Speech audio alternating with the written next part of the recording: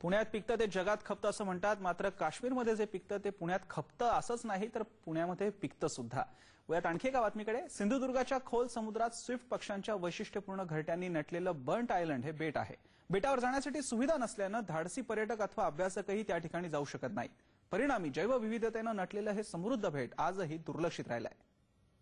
जैवविविधतेने नटलेल्या सिंधुदुर्गात दुर्मिळ पशुपक्ष्यांच्या अनेक जाती प्रजाती आपल्याला पाहायला मिळतात। त्यातीलच एक इंडियन स्विफ्ट लेट अर्थातच स्विफ्ट पक्षी, मराठी त्याला पाकोळ्या असं म्हटलं जातं।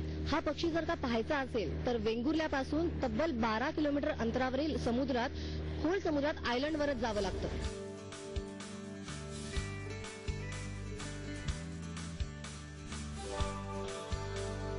जैवविविधतेने नटलेल्या सिंधुदुर्गात वेंगुर्ल्यापासून खोल समुद्रात 12 किलोमीटर अंतरावर बर्न्ट आयलंड नावाचं बेट आहे।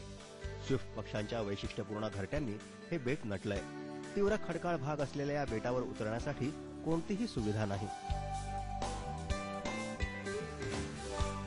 या बेटावरून काही वर्षांपूर्वी या घरट्यांची तस्करी होत होती। पूर्व आशियाई देशात या घरट्यांचा वापर करून बनवण्यात आलेलं सूप लोकप्रिय असल्यामुळे ही तस्करी होत होती। पुरुष आपलं पौरुषत्व वाढवण्यासाठी हे सूप औषध म्हणून पित असत। स्विफ्ट पक्ष्यांना इंडियन स्विफ्ट लेट म्हणूनही ओळखतात, तर मराठीत त्यांना पाकोळ्या असं म्हटलं जातं। आता मात्र वन खात्यानं हे क्षेत्र संरक्षित जाहीर केल्यामुळे घरट्यांची तस्करी बंद झाली आहे। धाडसी पर्यटक किंवा अभ्यासकांना भेट देण्यासाठी या ठिकाणी सुविधा देण्याची मागणी आता होऊ लागली आहे। स्विफ्ट पक्ष्यांचं बेड बघितलं, दीपगृह बघितलं। दीपगृह बघण्याची फार इच्छा होती आतमधून, पण परमिशन लागते त्यासाठी, ती काही मिळालेली नव्हती। मिळाली तर निश्चितच येऊ परत। स्विफ्ट पक्ष्यांची घरटी बेटाच्या अंतर्गत भागात असल्यामुळे बेटावर उतरण्यासाठी धाडसी पर्यटकही धजावत नाहीत।